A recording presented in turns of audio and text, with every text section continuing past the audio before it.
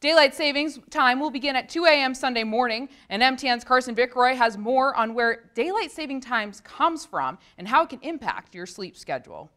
When we spring forward this weekend, it's because we want to make the most of extra daylight in the summer.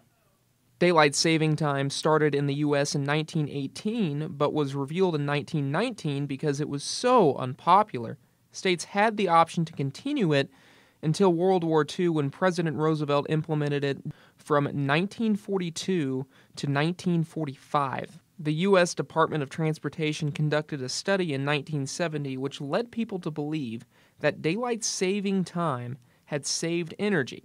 However, this was disproved by a University of California, Santa Barbara study, which proved that there was a 1% rise in demand for energy in early spring and late fall.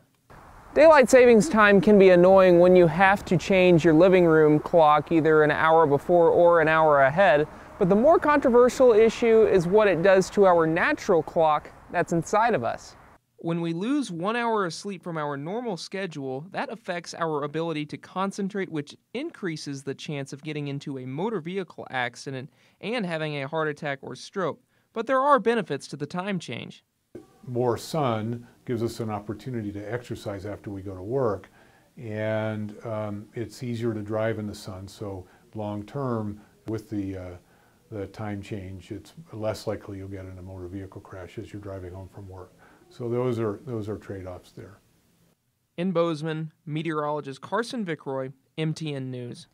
Now, not everyone observes daylight saving time. The states of Arizona and Hawaii abolished it after the Uniform Time Act was passed in 1966.